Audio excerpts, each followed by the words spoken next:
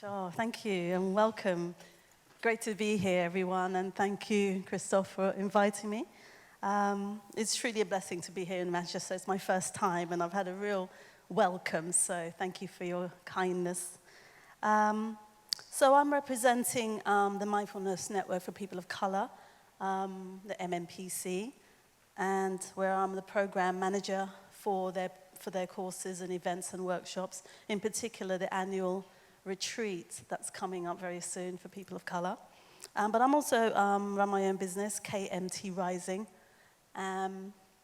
which is energy work healing and mindfulness teaching in the community, mainly working in prisons with black men and also working with refugee and asylum seeker communities, as well as the wider community in the midst of Ipswich, if anyone knows where that is, a dot on the map away from here.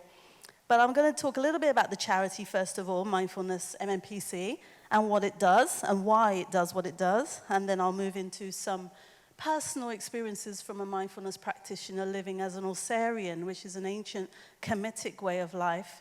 I've been a priest for 23 years, so wanting to share a little bit about that space with you. So really, Mindfulness MNPC, I've got this clicker to maneuver as well. No?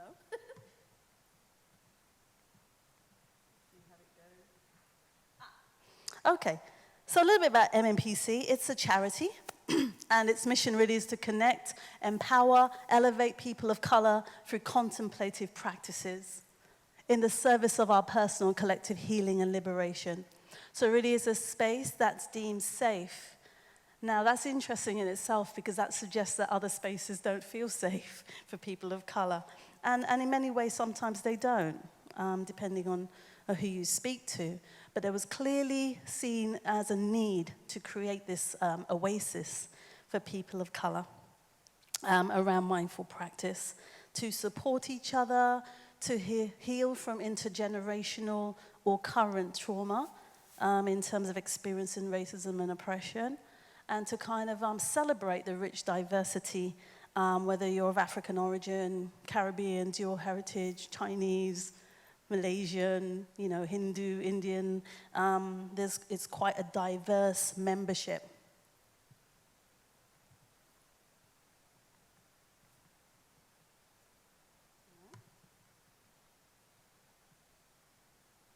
Okay, so really, we have a vision, and that vision is quite strong, to reclaim mindfulness as inclusive and diverse approach to contemplative practice.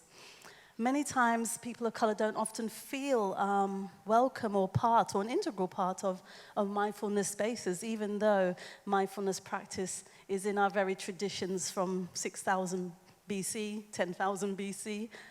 Many times, the word itself seems to exclude our story, our presence, and our perspectives, and it's not in any way to undermine all the richness and diversity of the speakers here today. It's just an acknowledgement that sometimes we don't feel included. So the vision is to harvest best practice in research and program delivery, that we may feel a sense of joy and recognize that possibilities are limitless. And we believe that it starts with a commitment to our mental health and to our inclusion, our acceptance, and our belonging.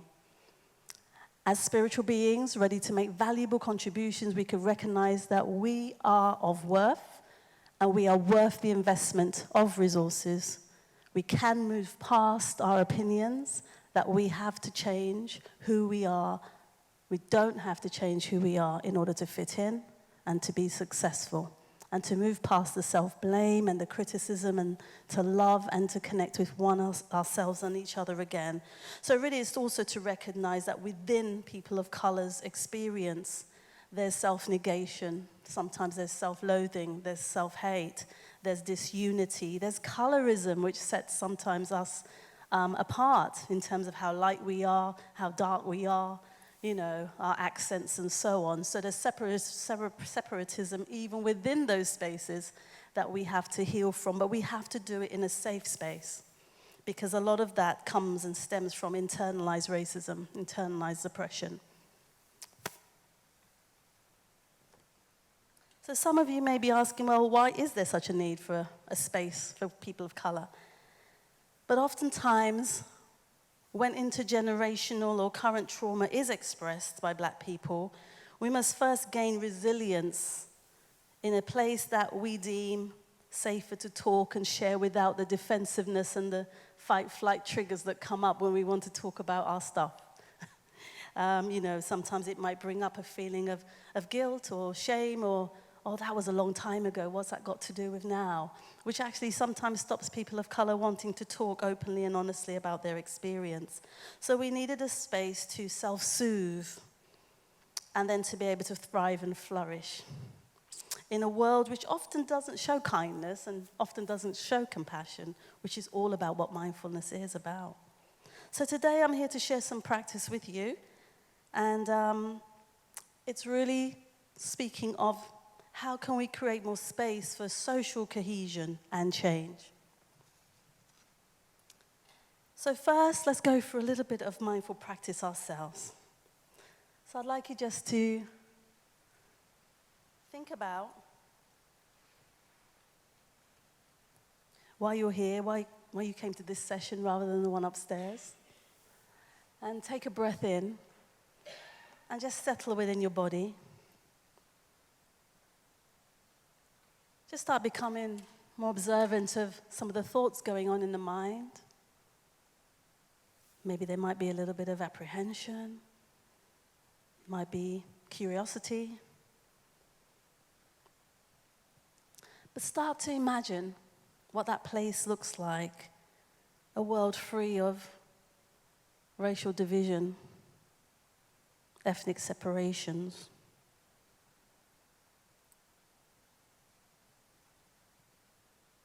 Start to think about what that feels like. Who are the people who are not represented here today? Just cast your mind across the audience and think, well, who is not here? And reach out to them.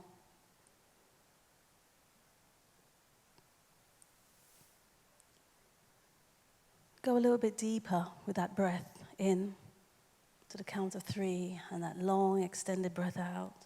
Really allow your body just to relax. And ask yourself the question, how might I personally start to build bridges with others in the community where I live? What might I need to do in order to do that?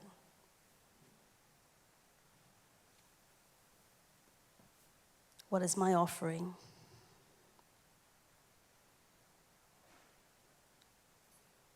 With another breath,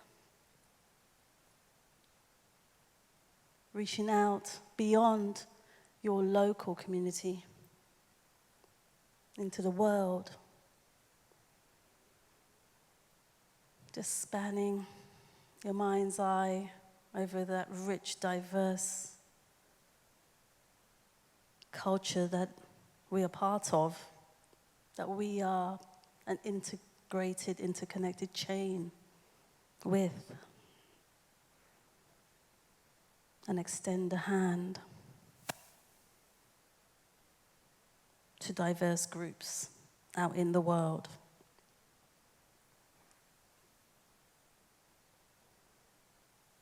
And again, ask yourself, what might I need to let go of in order to be truly inclusive in my worldview, in my view of people of color, in my local neighborhood, where there's young Black men, Black boys, maybe it's Indian community. Do I really know them? Do I reach out, extend a hand? So how can I show a bit more kindness, compassion?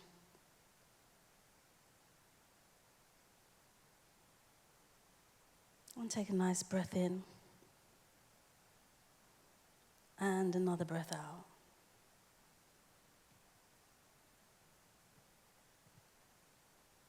And then slowly just come back into this space.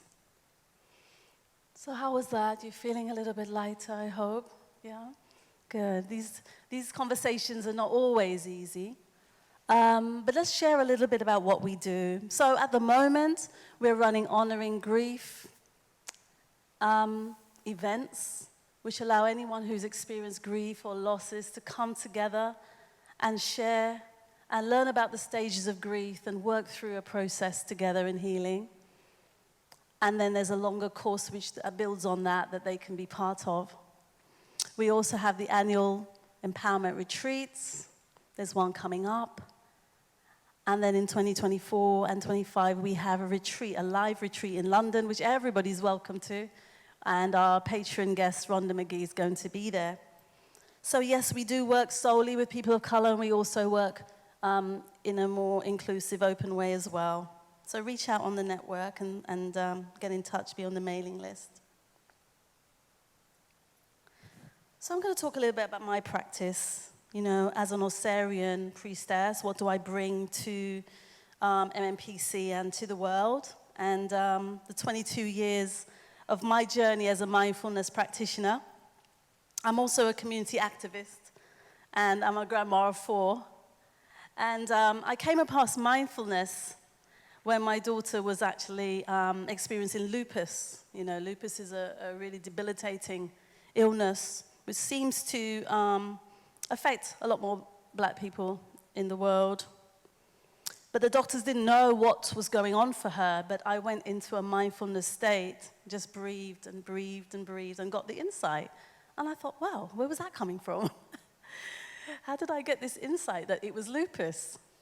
Years before she was diagnosed with lupus. And that got me to understand and appreciate that there was something, an inner voice, or inner intelligence guiding me if I stayed still enough. And my life wasn't still. I was a very busy person, running around, not wanting to go into a state of stillness at all. But in that space where I started to learn to breathe, I started to settle my body, settle my mind. I started to tap into the intuition, the intuitive aspect of me. And I was told that she had lupus. So I went along to the hospital, spoke to them. They said, no, it's more likely arthritis, it's more likely rheumatism. I pursued it. I was convinced that what I heard intuitively was correct. And 2 years later, she was diagnosed with lupus. So it became known to me as I journeyed into understanding my African heritage that if we get still enough, we have access to an infinite pool of wisdom, which all these practitioners speak of today. And we also can tap into our ancestors' world and hear those voices and those guidance. So, as a priestess, I went on that journey to find out about my heritage, my history, coming to Ipswich at a young age of 9, being in a class, a school, the only black child, my first experience, wanting to be in a play, and I wanted to be the beautiful queen, and I was told there were no black queens. So I was told, here's the coconut, you can play in the percussion, and be the donkey's click-clock. That was a rude awakening for me, because that was what stirred me on my way to becoming a community activist and also a mindfulness practitioner, because it was a rude awakening that the world is not always kind and compassionate, and I wanted to learn desperately to be kind and compassionate, regardless of what was going on. Because you see, racism or any form of oppression can make you feel angry, it can bring up the worst energies, the worst feelings if you don't heal. And I did not want to spew that out into the world. So I had some work to do for myself, to work through those sensations and feelings through mindful practice in order to truly heal myself and heal others. Let's have a look. So what does that work look like? That was the activity we just did. So yes, there is a dance of the races, but it's important for us to recognize that race and racism is just a social construct. It's just created. It's a continuum that places some people on one end and others on another. It's an illusion. And it's through mindful practice that we can actually dispel that. Because if we sit within this notion that there is a continuum, and one group is over there, and one group is over there, then we'll never be mindful practitioners. We cannot experience true mindfulness. It's not an intellectual exercise. It's a liberty.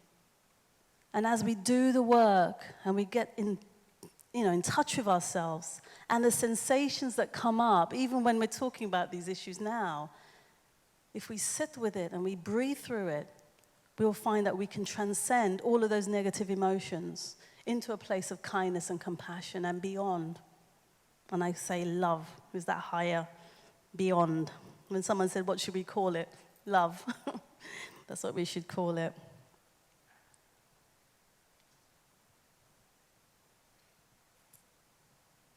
Okay.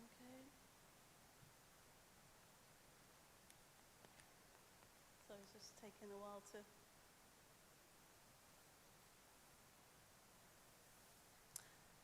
So there are many images which perpetuate our community that we do need to be cognizant of. We're not separate from the world. We're an integral part of the world. And we can't be in denial that some people are placed further along that starting line than others. It's just there. It's right in front of our faces. The images of black men's emasculation and defeat, or the black woman's perceived anger, is a form of programming the mind and psyche. And I give those two examples because I work with black men in prison. And I'm a race equality manager, but well-being practitioner, consultant in the prisons. And 80% of black men in prison are treated unfairly in the prison system. In fact, the very fact that they're in there is disproportionate. I live in a country where there's 3% black men, but in the prison where I live is nearly 50%. And these are black boys from 18 to black men in their 70s. And one of the things that they say is that they have become animalized. And I thought, well, what does that mean?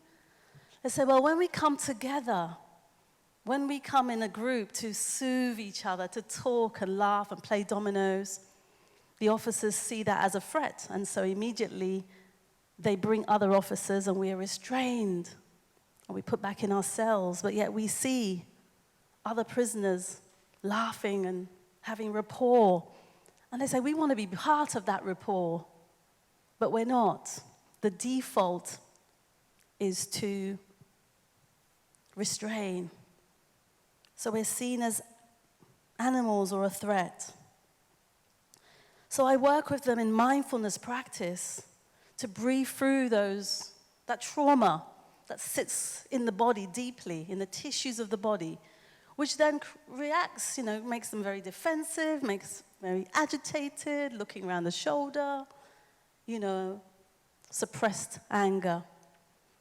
When I work with black women, a lot of the time when they're in the workplace, they're often seen as quite assertive, but the word aggressive is used instead, not assertiveness. If it's a white woman, it's seen as assertive or feisty, very polite terms.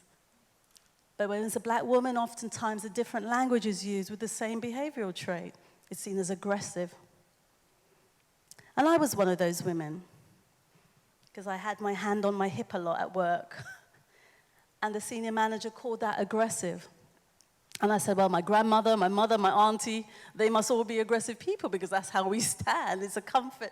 Maybe it's just a comfortable thing, to have the hand on the hip. So it made me understand that depending on our filters, we can treat people very differently, can't we? And it's only in mindful practice can we examine that. Because we have the principle of acceptance, right? We have the principle of acknowledgement. We don't even have to share it with anybody else. It's a private practice. It's something between you and your higher self. But we have to go through it in order to create that world that we want. Because it's not an intellectual thing that we're doing here. As mindful practitioners, we are creating a better world. And that has to be one where we're all equal.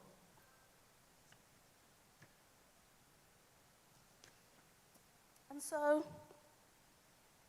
as a priestess, in our ancient traditions, as way back as 6,000 BC, African men, African women ruled together in kingship and queenship.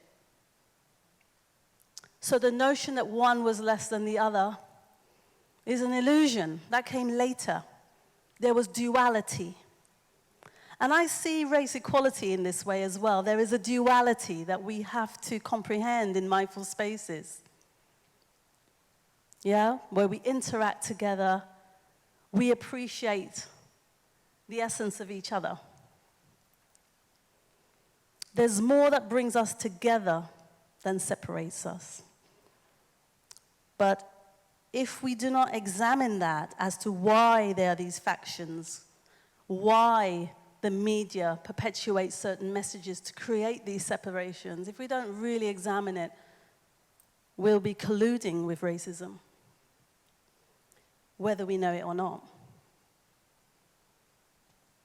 I don't know, and I say that because sometimes we could be in the midst of a joke going on in the workplace, couldn't we?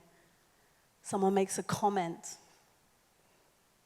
Maybe someone changes someone's African name or Indian name into a good one the other day, Vandana into Brenda, because it was more palatable. And everybody sits and watches that take place. But we could be that one to step out into that boldness, couldn't we? And that's mindful practice, because that allows us to see that, because we become the observer of injustice. And then we become brave enough to step out and say, actually, that was incorrect. And we don't have to do it in an angry way. We just have to raise awareness that we are the observer looking on, and we are seeing the injustice, and we're making it known. We're naming it, and therefore, we're not part of the problem. We're part of that solution. So have a think about, in mindful practice, what have been some of the times that we may have colluded unintentionally, indirectly, with a racist remark or a stereotype, or actually, in fact, maybe a fear may have been brought up in our being, in our body, because of a past historical racist incident or something we've watched on TV that made us feel threatened in certain spaces by people of color. Just bring it up, but not too long. Just allow it to rise up and just breathe our way through it. Because there's no judgments here. Mindfulness spaces are not about judgment and blame. It's not about shame, because we all have our biases. But it's important to bring it up so that we can name it and we can reject it and correct it. Because what tends to happen when we talk about racism is that we spend more time using energy to defend it. We spend more time using energy to get on the defense of it, rather than using the energy and time to correct it and to uplift our character. Because it feels uncomfortable. But mindfulness is not always about being on that mountain, sitting there in bliss. The purpose of mindfulness from my ancestral point of view, from an Ausarian point of view, is that it was to call up the parts which are not us, the parts which are not our essence, what they call the not self. So they had a distinction between the self and the not self. And they understood that the not self was the animating part of us. That's the emotions, that's the sensualism That's the sensations that come about through fear and anxiety and all of that. That is not us. And they also knew that there was a part of us that was devoid of matter. It was no thing. It was peace. It was consciousness itself. And there's a massive sphinx to prove it. There's the words, know thyself, right there on the sphinx in Egypt. And it means that. The lion's face is not about people worshiping animals, no. That's those anthropologists and archaeologists with their racist ideas. No, we didn't worship many animals, no. It's an illusion. It spoke about the animating part of us, the life force, the chi, the kundalini, the prana, whatever we call it in our different ways. The animating part of us, that if it's not ruled by an elevated part of us, which is the self, the consciousness, it will go off the rails. Yeah, that's when we slap someone or throw something around the house. Yeah? So it has to be managed, cultivated, and that's what mindfulness is about. The wonders of it. It allows us to cultivate that aspect of us so we can tame that animating side of us. So the ancient Egyptians used the hawk in the images to show circumspection, to be part of the world, but understand that you can detach from the event and be still. You can still your heart. And they called that practice of mindfulness meneb, stilling the heart. So mindfulness is not a new concept. The African ancestors understood it, they knew it, they practiced it. And even children as young as 4 or 5 went into the temples to learn it. That's how that ancient civilization did such great things. They learned at a young age mindful practice. To sit with yourself, to breathe, to detach yourself from the animating part of you in order to see 360 degrees vision, and then to act, and then to do. So that's called meneb, keeping the heart still. So their teachings essentially is the tree of life. And then the Kabbalah came through that. Peace is our essential nature. So at the top of that tree was Amen, peace. Understanding that our nature is peace. And we have to tap into that and get back into that way of life. Getting rid of the labels. The wife, the husband, they're all important. The manager, the boss, they're important. But nothing is more important than us maintaining our peace and acting out of that peace.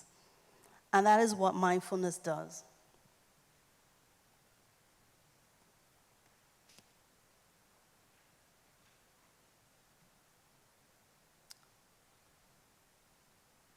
So, what are these ideas that we're holding on to about who and what we are? Yeah? Where did they come from? What is this history that separates us, white people and people of color?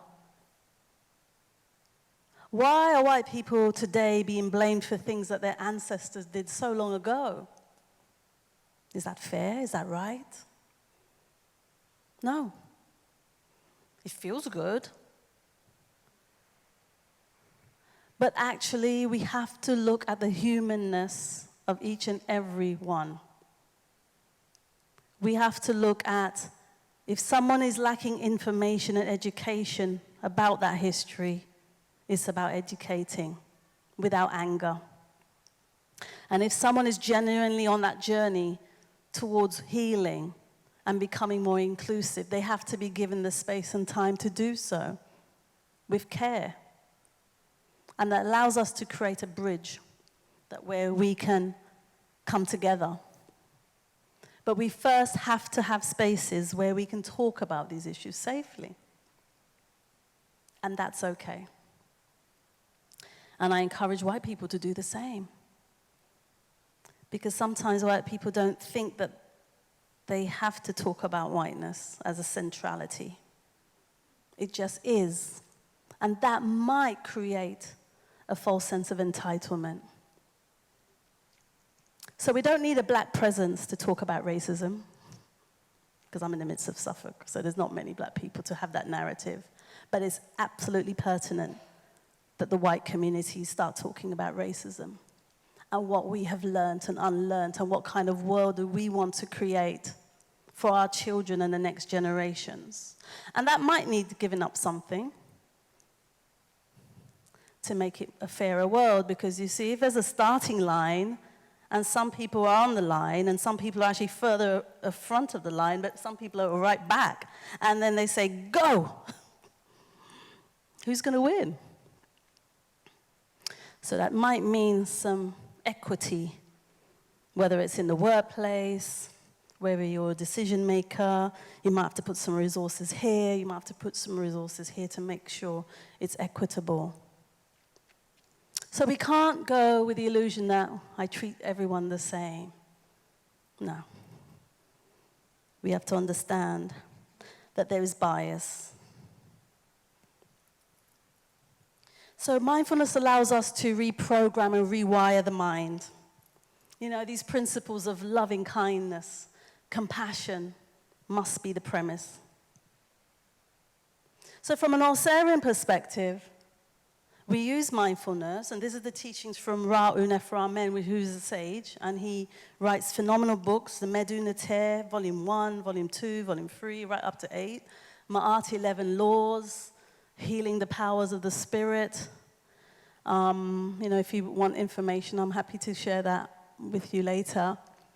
But he talks about the fact that there's an aspect of us, a faculty within us, that allows us to tap into our intuition. Knowledge is not only about reading a book outside, that's important too, but that's the left side of the brain. And there's another part of our spirit that allows us to tap into it intuitively through mindful practice.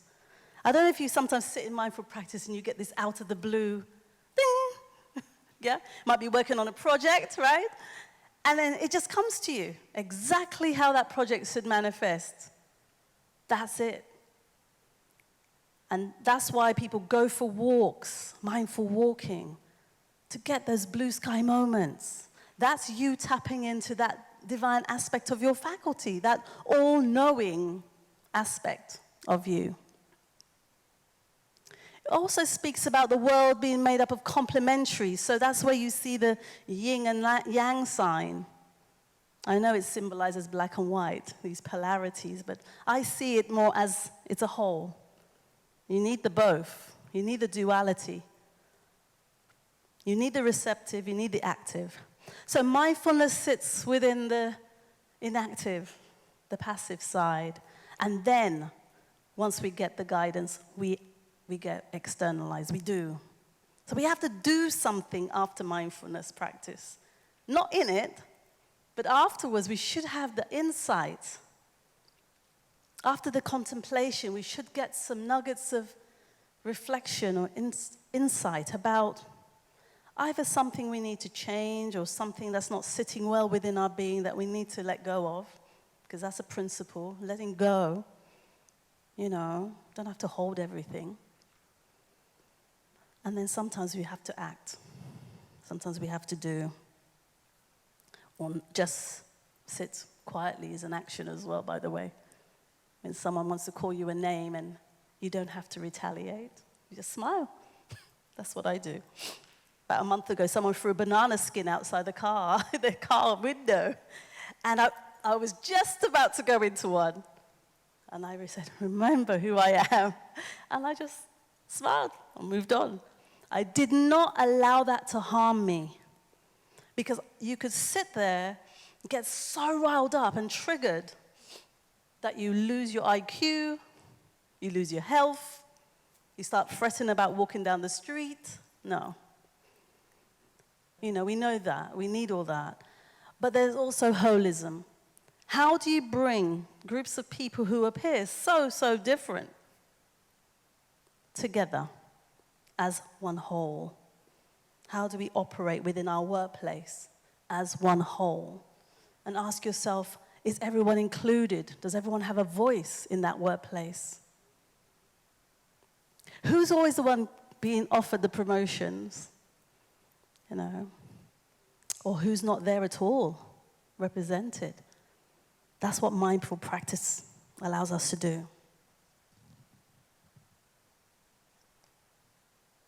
So our bodies, yes, are geared up for survival. But we have to understand that through mindful practice, we have to think about what is feeling threatening to us and how can we move beyond that, because it's just a feeling. You see, the powerful thing is that the mind does not know the difference between what is real and what is imagined. So, if we imagine black people as a threat, they will be in our minds. If we imagine that someone's body language or someone in a therapeutic sense getting angry, they need to be statemented or highly medicated, in our minds, they will be. If in school, black boys who are expressing themselves and more gregarious perhaps are excluded because they're seen as a threat, they will be. And so we have to go into mindful spaces to think about, are we truly inclusive?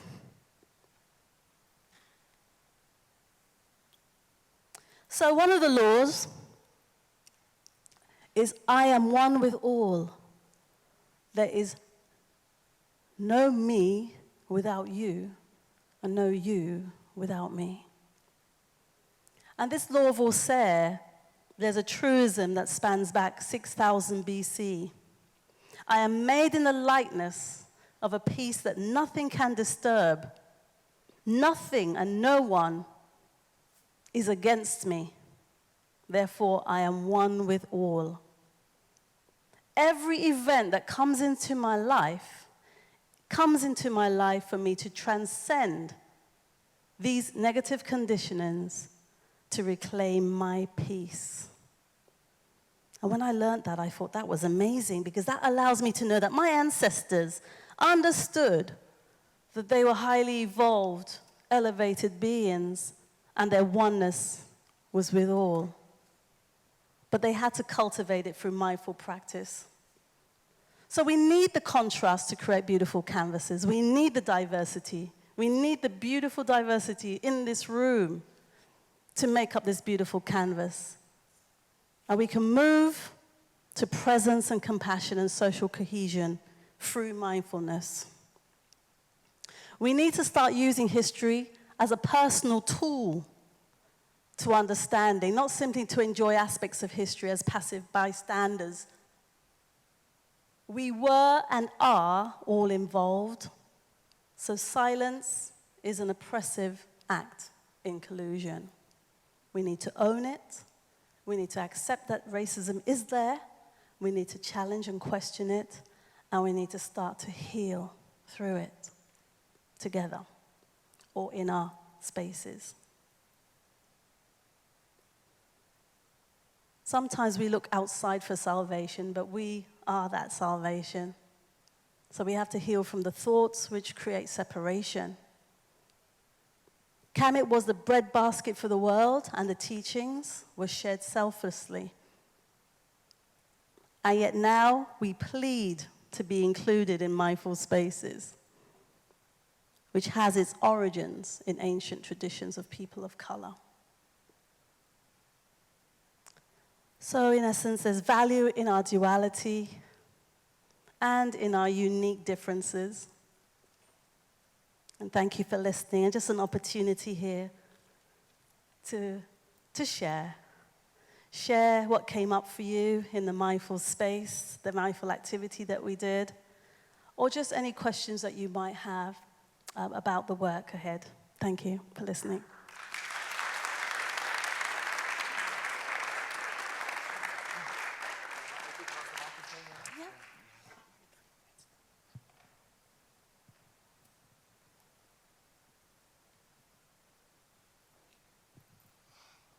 I don't have a question, but I also at the same time have lots of questions, which I'm going to deal with later.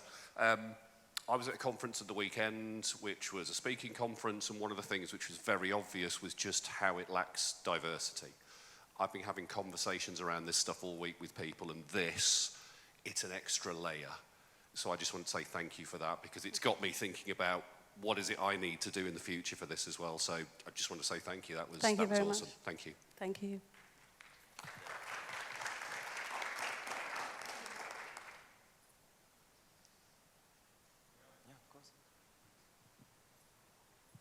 Yeah, that was really wonderful hearing you speak. I've learned so much from that, so thank you for sharing that. You spoke about your work with black men in prisons. Do you also do work with the staff and how they respond to people in the prisons as well? Yes, I do. It was, actually, what was very interesting, that came through mindful practice. I was at home. I don't normally work with the staff apart from race awareness training, very restrictive race awareness training. And in meditation, I took into inquiry, there's a defensiveness when they came into the teaching, the training. What can I do about it? And I went into mindful practice, and what came out was mindfulness, to allow the staff to understand about that fight-flight response, that stress response. And it was a very dynamic, powerful session where a couple of the officers just said, my gosh, I was taken back to all the times that I learned racism as a child. And I learned racism in my community. And now I understand how I could be actually treating certain groups, So mindfulness is very, very powerful as part of staff training. But it has to be done very, very delicately and over time with people, because it can bring up a lot.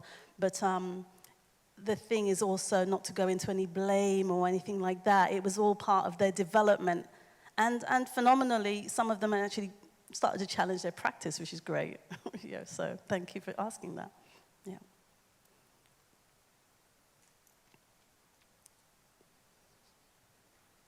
Shall we make this the final two questions, if that's okay? Thank you.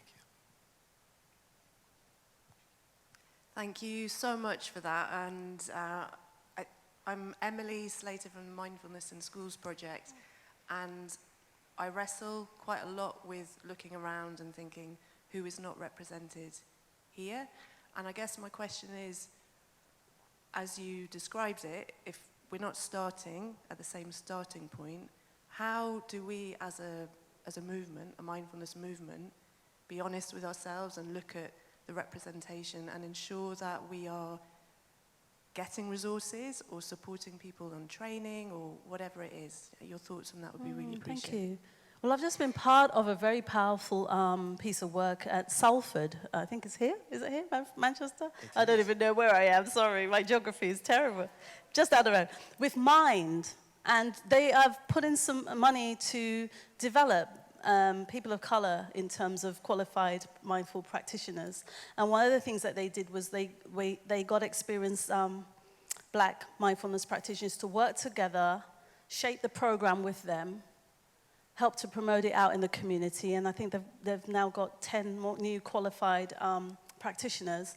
But each of those were allocated a mindfulness supervisor or mentor along the journey, which was quite phenomenal. I had the opportunity to be one of those mentors. And yeah, it's about how does your organization become enriched with the diversity and diverse perspectives to shape the curriculum and contextualize it so that it's more inclusive. So that's a great model that you can maybe speak to Lila Sura Morris from Mind about. So yeah, thank you. We can speak a bit more afterwards as well. Thank you for a fabulous talk. I've learned so much as well. And like the previous questioner, I've got 1,000 questions. We haven't got all the time we need. But just to say thank you for the talk, but also, as you were talking, I was reflecting on sometimes in what we call secular mindfulness, we lose that huge hinterland that's there in so many spiritual traditions. And we have to honor the fact that the practices that we're teaching in mindfulness classrooms do have traditions that go back thousands of years, not just back to Buddhism, but through other routes. And I thought that was really useful. And I think sometimes one sentence you said sort of rang a bell, is we don't often talk about mindfulness as liberating, but liberty, and liberty means lots of things.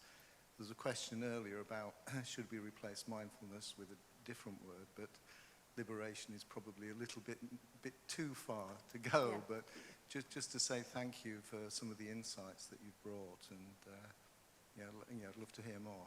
Thank you very much. Thank you. Thank you everyone for listening. Thank you. Enjoy the rest of your day. Thank you.